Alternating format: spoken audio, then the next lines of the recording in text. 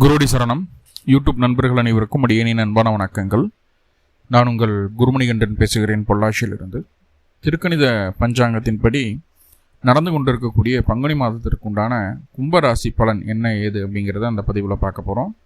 Positive negative ரெண்டுமே பார்த்துடலாம். Negative ஏதாவது இருக்குது அப்படின்னா அதை எப்படி பாசிட்டிவாக மாற்றிக்கிறது, அதற்கான வழிபாட்டு முறைகள் என்ன, அதை எப்படி செய்யணும் அப்படிங்கிற எல்லா விதமான விவரங்களையும் விரிவாக தெளிவாக டீட்டெயில்டாக பார்க்கலாம். முதல்ல இந்த மாத துவக்கத்தில் என்ன கிரகநிலைகள் கும்பராசிக்கு இருக்குது, மேலும் இந்த மாதத்தில் என்னென்ன கிரகங்கள் பயிற்சி ஆகுது, அந்த கிரக பயிற்சியால் ஏற்படக்கூடிய மாற்றங்கள் என்னென்ன, இதன் அடிப்படையில் தான் இந்த பதிவானது பதிவு செய்யப்படும். பார்க்கும்போது இந்த மாத துவக்கத்தில் என்ன கிரகநிலைகள் கும்பராசிக்கு இருக்குது அப்படின்னு சொல்லி பார்த்துட்டிங்கன்னா, ராசிக்குள்ளேயே ராகு பகவான், செவ்வாய், புதன், இங்கே புதன் வக்ரமாக இருக்கார். ராசிக்கு 2ஆம் இடம் அப்படின்னு சொல்லக்கூடிய தனம் வாக்கு குடும்பஸ்தானத்தில் சுக்கிர பகவான் உச்சம் பெற்று அமர்ந்திருக்கக்கூடிய ஒரு சூழ்நிலை. கூடவே சூரியனும் சனி பகவானும் இருக்காங்க. 7.5 சனியினுடைய கடைசி பகுதியில் இருக்கீங்க கும்பம். ராசிக்கு 5ஆம் இடத்துல குருவினுடைய பார்வையில் தான் அவங்களுடைய ராசி இருக்குது. எவ்வளவோ இருந்தாலும் எல்லாத்தையும் சமாளிக்கிற அளவுக்கு ஒரு கைடன்ஸ் கிடச்சிட்டு தான் இருக்கும் குருவோட பார்வை இருக்க வரைக்கும். அடுத்தது ராசிக்கு 7ஆம் இடத்துல கேது பகவான் அமர்ந்திருக்கக்கூடிய ஒரு சூழ்நிலை. இந்த கிரக நிலைகளின் அடிப்படையில் தான் அந்த மாதமானது பிறக்குது. மேலும் இந்த மாதத்தில் என்னென்ன கிரகங்கள் பயிற்சி ஆகுது அப்படின்னு சொல்லி பார்த்துட்டிங்கன்னா, பங்குனி 1ஆம் தேதியே சூரியன் உங்களுடைய ராசிக்கு 5ஆம் இடத்துக்கு பயிற்சியாக இருப்பார். 2ஆம் இடத்துக்கு பயிற்சியாக இருப்பார். இந்த மாதம் முழுக்க சூரியன் உங்களுடைய ராசிக்கு 2ஆம் இடமான தனமாக குடும்பஸ்தானத்தில் தான் இருக்க போகிறார். பங்குனி மாதம் 6ஆம் தேதி புதன் பகவான், ராசிக்குள்ளே இருக்கக்கூடிய புதன் பகவான், திக்பலம் பெற்ற புதன் வக்ர நிவர்த்தி அடையுதுங்க. வக்ர நிவர்த்தி அடையுது. அது மார்ச் 20ஆம் தேதி வக்ர நிவர்த்தி அடையும். பங்குனி 11ஆம் தேதி, அதாவது மார்ச் 25ஆம் தேதி சுக்கிர பகவான் உங்களுடைய ராசிக்கு 2ஆம் இடமான மீன ராசியிலிருந்து 3ஆம் இடமான மேஷ ராசிக்குள்ளே பயிற்சி ஆகிறாரு. உச்சம் பெற்ற கிரகம் அடுத்த ராசியை நோக்கி நகருது. பங்குனி மாதம் 19ஆம் தேதி செவ்வாய் உங்களுடைய ராசிக்கு 3/10க்கு அதிபதி, ராசிக்கு 2ஆம் இடமான மீன ராசிக்குள்ளே பயிற்சி ஆகிறாரு. இது ஏப்ரல் 2ஆம் தேதி நடக்குது. மாத கடைசியில் பங்குனி 27ஆம் தேதி 10/4/2026 அன்னைக்கு புதன் பகவான் உங்களுடைய ராசிக்கு 2ஆம் இடமான மீன ராசிக்குள்ளே பயிற்சி ஆகிறாரு. மீனம் அப்படிங்கிறது குருவினுடைய வீடு. ஸோ அங்கே புதன் வரும்போது புதன் அங்கே நீச்ச பலம் தான். இங்கே புதன் பலம் இல்லை, அங்கே நீசமாகக்கூடிய ஒரு அமைப்பு. ஆனால் இந்த வருடம் அந்த நீசம் அப்படிங்கிறது புதனுக்கு இல்லை அப்படின்னு தான் சொல்லணும். என்ன காரணம் அப்படின்னு பார்த்துட்டிங்கன்னா, புதன் ஆல்ரெடி இருக்கிறது குருவினுடைய வீடு. குருவினுடைய வீட்டுக்குள்ளே அந்த புதன் பயிற்சி ஆகிறாரு. ஆல்ரெடி குரு பகவான் புதனோட வீடான மிதுன ராசிக்குள்ளே தான் இருக்கார். அப்போது இங்கே புதனும் குருவும் பரிவர்த்தனை யோகம் ஏற்படுது. 2ஆம் இடம், 5ஆம் இடம், 8ஆம் இடம், 11ஆம் இடம், இந்த 4 ஸ்தானங்கள் பலமடையுது. கும்பராசியை பொறுத்தளவுக்கும் எப்பெல்லாம் புதனும் குருவும் இணைந்து கோச்சாரம் எப்படியோ ஏதோ ஒரு வகையில் இணைந்து புதனுடைய தசாபுத்தி அந்தரமோ அல்லது குருவினுடைய தசாபுத்தி அந்தரமோ சுய ஜாதகத்தில் நடந்து, அல்லது புதனுடைய நட்சத்திரங்கள் ஏதாவது கிரகம் நின்னோ அல்லது குருவினுடைய நட்சத்திரங்களில் ஏதாவது கிரகம் நின்று தசாபுத்தி நடந்து கோச்சாரத்தில் இந்த கிரக நினைவுகளோ இந்த பரிவர்த்தனை யோகமோ ஏதாவது அந்த புதனுக்கும் குருவுக்கும் லிங்க் கிடைக்கும்போது ஒரு நல்ல விஷயம் நடக்காது, முடியாது அப்படின்னு நினச்சி கைவிட்ட விஷயங்கள் கூட நம்மளுக்கு ஃபேவராக மாறுறதுக்கு உண்டான ஒரு சூழ்நிலையை, ஒரு சாதகமான ஒரு சூழ்நிலையை இந்த 2 கிரகங்களும் ஏற்படுத்தி தருது. அதை எப்படி சொல்லலாம்? அதிர்ஷ்டம்னு சொல்லலாம், யோகம்னு சொல்லலாம், எப்படி வேணாலும் சொல்லலாம். அதே முடியாது, நடக்காது அப்படின்னு நாம் தள்ளி வச்ச விஷயங்கள் கூட ஒரு சனத்தில் நம்மளுக்கு சாதகமாக மாறுறதுக்கு உண்டான வாய்ப்புகளை சொல்லுது. அப்போது நம்ம இங்கே நம்ம என்ன பண்ணணும் அப்படின்னா, இது நாள்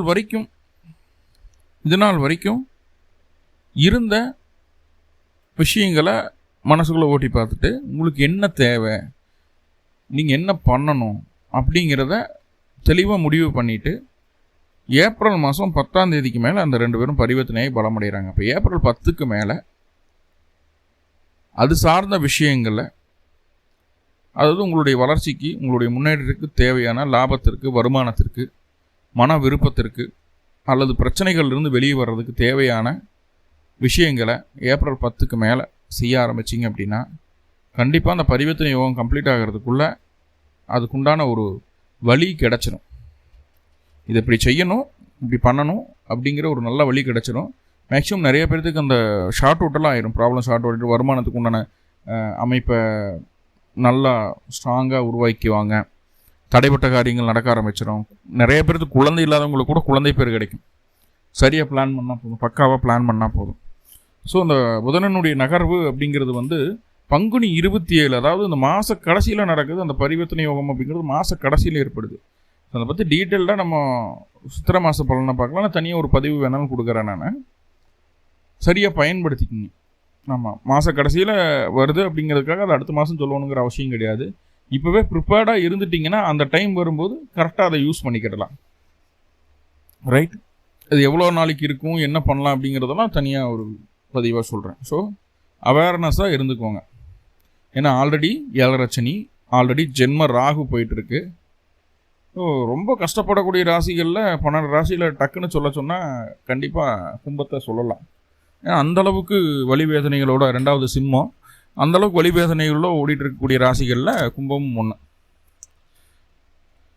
ஸோ அவேர்னஸாக இருந்து பிரச்சனைகளை தீர்க்கிறதுக்கு வழி ஏதாவது இருக்கா அப்படிங்கிறத யோசித்து வைக்கிறது முதல் கடமையாக இருக்குது. இந்த மாதத்தில் நீங்கள் செய்ய வேண்டிய முக்கியமான வேலை அது.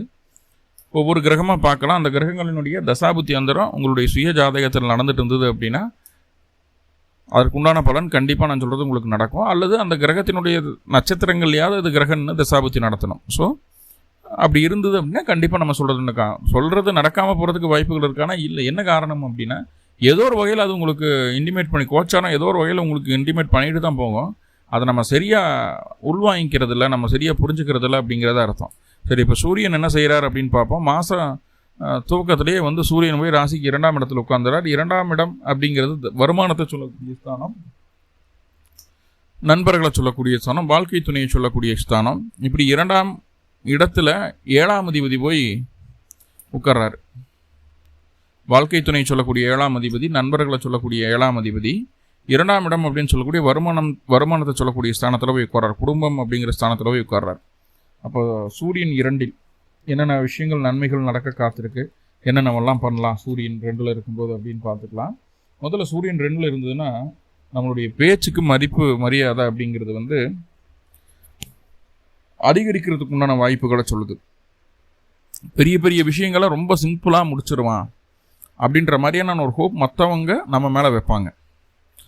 அதே போல் இந்த காலகட்டம் இந்த முகப்பொரு வர்றது, முகத்தில் கட்டிகள் வர்றது, இந்த மாதிரி தொந்தரவுகள் வர்றதுக்கு வாய்ப்புகள் உண்டு. அடிபட்டு காயமாகி முகம் வீங்கி போகிறது, இந்த மாதிரி விஷயங்கள்லாம் நடக்கிறதுக்கு வாய்ப்புகள் உண்டு.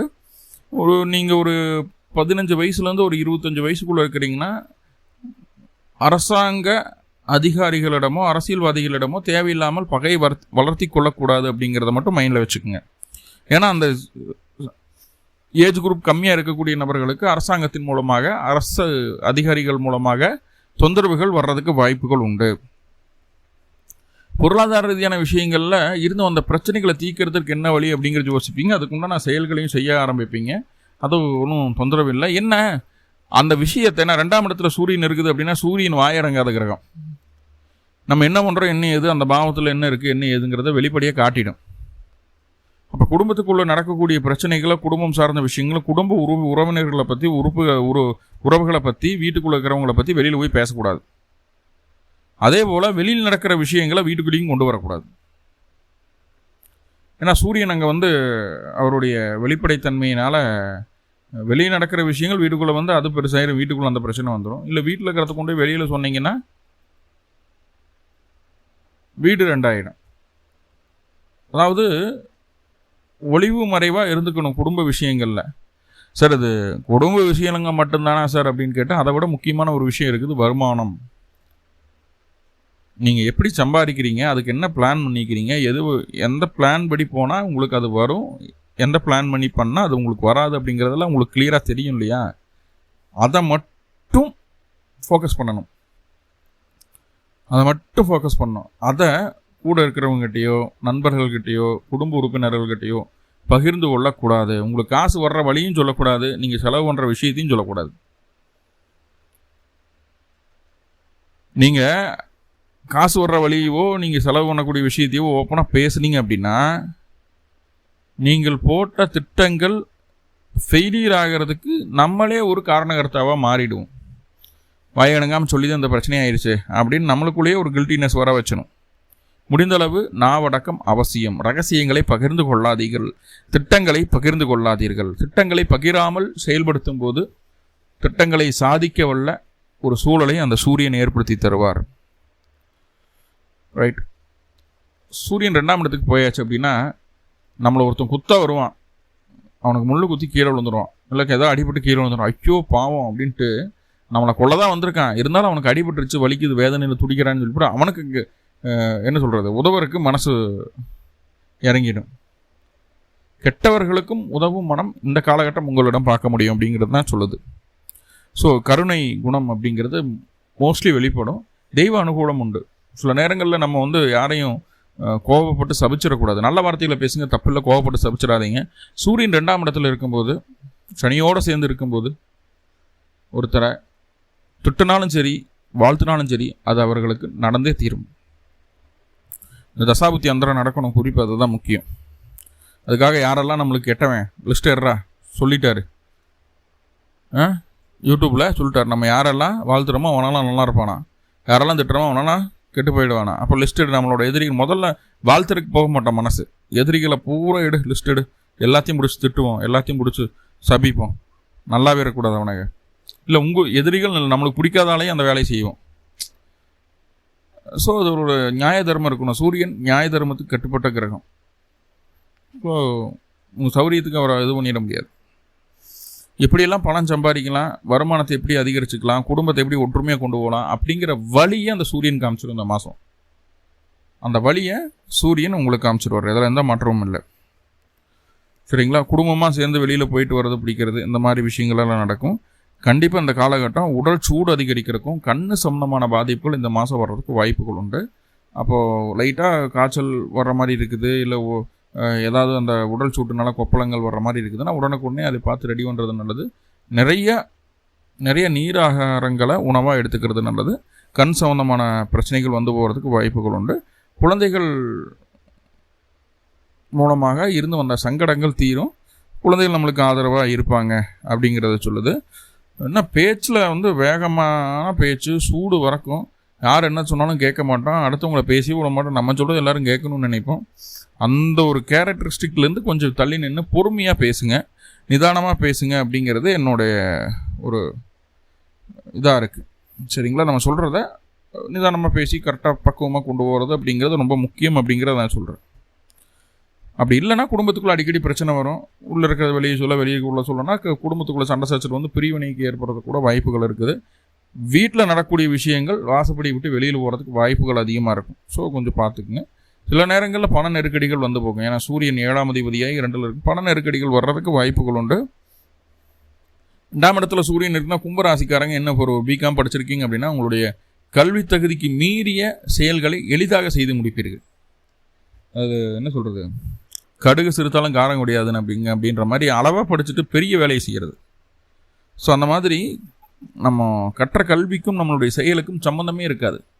ஈஸியாக அதை முடிச்சு கொடுத்துட்டு வருவோம். ஓகே. நண்பர்கள் மூலமாக, வாழ்க்கை துணையின் மூலமாக பொருளாதார ரீதியான உதவிகள் கிடைக்கும். வாழ்க்கை துணையின் பேரில் சொத்து வாங்குறது, நகை வாங்குறது, நகை விற்கிற ரேட்டுக்கு எங்கெல்லாம் வாங்குறது. இப்போ போர் நடந்துட்டுருக்கு, கண்டிப்பாக நகை விலை குறையும். நான் குரு கடகத்துக்குள்ளே வர வரைக்கும் அப்படியே நகை விலை அப்படியே குறைப்பார். இப்போ மிதனத்தில் தான் இருக்குது. கடகத்துக்குள்ளே வர வரைக்கும் அப்படியே லைட்டாக மைல்டாக நகை விலை குறைக்கிற மாதிரி இருக்கும். கடகத்துக்குள்ளே கப்புன்னு மேலே ஏற்றிடுவார். கையில் காசு பணம் இருந்ததுன்னா முடிஞ்ச அளவுக்கு வாங்கி வச்சுக்கிறது நல்லது. திருமணமான கும்பராசி அன்பர்களுக்கு கொஞ்சம் ஃப்ரீயாக ரிலாக்ஸ்டாக மூவ் பண்ணுறதுக்கு உண்டான ஒரு ஸ்பேஸ் கிடைக்கும். திருமணத்துக்கு அப்புறம் வளர்ச்சி பாதையை நோக்கி நம்ம போகிறதுக்கும் நம்ம குடும்பத்தை எடுத்துகிட்டு போகிறதுக்கும் ஒரு அற்புதமான ஒரு சூழ்நிலை இந்த காலகட்டம் அமையும். அதை சரியாக பயன்படுத்திக்கணும். நண்பர்கள் மூலமாகவும், வாழ்க்கை துணையின் மூலமாகவும், உறவினர்கள் மூலமாகவும் தேவையான உதவிகள் கிடைக்கும். பொருளாதார ரீதியானும் சரி, ஒரு என்ன சொல்கிறது, ஒரு எமோஷ்னல் சப்போர்ட்டாக இருந்தாலும் சரி கிடைக்கிறதுக்கு வாய்ப்புகள் அதிகமாக உண்டு இந்த காலகட்டம். ஓகே. வெளியூர், வெளிமாநிலம், வெளிநாடு சென்று ஜீவனத்தை நடத்தி கொண்டிருக்கக்கூடிய அத்தனை கும்பராசி அன்பர்களுக்கும் நல்ல வருமானம் உண்டு. அடுத்து பங்குனி மாதம் 6ஆம் தேதி புதன் வக்ர நிவர்த்தியில் லக்னத்தில் புதன் வக்ர நிவர்த்தி. எதையுமே நம்மளால் சமாளிக்க முடியும் அப்படிங்கிற அந்த சமயோஜித புத்தியையும் அந்த அறிவையும் இந்த புதன் பகவான் கொடுத்துருவார். என்னதான் அவர் 8ஆம் அதிபதி இருந்தாலும் அவர் 5ஆம் அதிபதி. அப்போ மனசுக்குள்ள தெளிவை கொடுத்துருவார். சாஸ்திர சம்பிரதாயத்தில் விருப்பம் அதிகரிக்கிற மாதிரியான சில விஷயங்களை சொல்லுது. யாருக்கிட்டையும் முகம் சுளிக்கிற மாதிரி பேசக்கூடாது அப்படிங்கிறத புரிஞ்சுக்குவோம். முகம் சுளிக்கிற மாதிரி பேச மாட்டோம். எல்லாத்துக்கிட்டையும் இனிமையான பேச்சு இருக்கும். 2 பொருள்பட பேசுறது. சில நேரங்களில் ஆப்போசிட் ஜென்டர் மாதிரி நம்ம மாதிரி பேசுவோம். ஒரு லேடி, நீங்கள் ஒரு ஜென்னாக இருக்கீங்கன்னா ஒரு லேடியை எப்படி திங்க் பண்ணும், அவங்ககிட்ட நம்ம எப்படி பேசணும். நீங்கள் ஒரு ஃபீமேலாக இருக்கீங்கன்னா ஒரு மேல் எப்படி திங்க் பண்ணுவார், அவங்கள்ட்ட எப்படி அப்ரோச் பண்ணணும். நீங்களாக அவங்களுடைய ஜெண்டரை மாற்றிட்டு பேசி பழகக்கூடிய ஒரு அமைப்பை சொல்லுது. முக்கியமாக எதிர்பாலினத்தில் கூட பழக்க வழக்கங்கள் அதிகரிக்கிறதுக்குண்டான வாய்ப்புகளை சொல்லுது, பார்த்துக்குங்க.